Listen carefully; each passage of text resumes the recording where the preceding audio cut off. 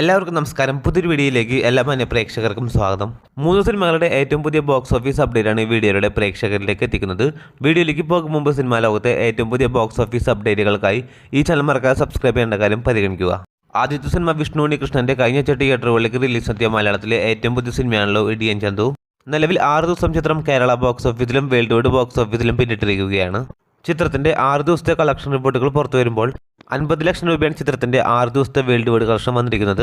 5 കോടി ബഡ്ജറ്റിൽ തിയേറ്ററുകളിലേക്ക് റിലീസെത്തിയ ഇടിയൻ ചന്തു എന്ന സിനിമ നിലവിൽ ബോക്സ് ഓഫീസിൽ വമ്പൻ ഡിസാസ്റ്റർ ആയിരിക്കുകയാണ്. കാത്തിരിക്കൂ ചിത്രത്തിന്റെ ഏറ്റവും പുതിയ ബോക്സ് ഓഫീസ് അപ്ഡേറ്റുകൾ അറിയാനായി. അടുത്ത സിനിമ ജൂൺ മാസം 22-ാം തീയതി തിയേറ്ററുകളിലേക്ക് റിലീസെത്തിയ ഇന്ത്യയിലെ ബ്രഹ്മാണ്ഡ സിനിമയാണല്ലോ കൽക്കി 2898 AD. നാഗ് അശ്വിന്റെ സംവിധാനത്തിൽ പ്രഭാസ്, അമിതാഭ് ബച്ചൻ, ദീപിക പദുക്കോൺ തുടങ്ങിയ വലിയ താരനിരകളുടെ തിയേറ്ററുകളിലേക്ക് റിലീസെത്തിയ ഇന്ത്യയിലെ ബ്രഹ്മാണ്ഡ സിനിമയാണല്ലോ കൽക്കി.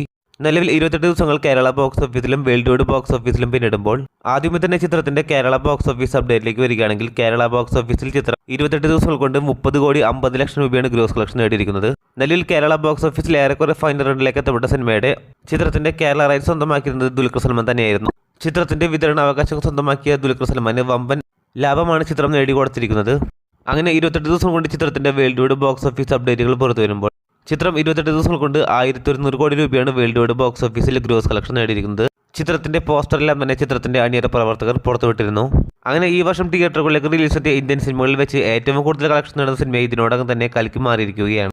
അതോടൊപ്പം തന്നെ 1000 കോടി കിടക്കുന്ന മറ്റൊരു പ്രഭാസ് സിനിമയായും മാറിയിരിക്കുകയാണ്. കാത്തിരിക്കൂ ചിത്രത്തിന്റെ ഏറ്റവും പുതിയ ബോക്സ് ഓഫീസ് അപ്ഡേറ്റുകൾ അറിയാനായി. അടുത്ത സിനിമ ജൂലൈ മാസം 12-ാം തീയതി തിയേറ്ററുകളിലേക്ക് റിലീസെത്തിയ തമിഴിലെ ഏറ്റവും പുതിയ സിനിമയാണല്ലോ ഇന്ത്യൻ 2. ശങ്കറിന്റെ സംവിധാനത്തിൽ കമൽഹാസനെ നായകനാക്കി ജൂലൈ മാസം 12-ാം തീയതി തിയേറ്ററുകളിലേക്ക് റിലീസെത്തിയ സിനിമ കൂടിയായ ഇന്ത്യൻ 2 എന്ന സിനിമയ്ക്ക് നിലവിൽ ചിത്രത്തിന്റെ ഏറെക്കുറെ ഫൈനൽ കളക്ഷനിലേക്ക് എത്തപ്പെട്ടിരിക്കുകയാണ്.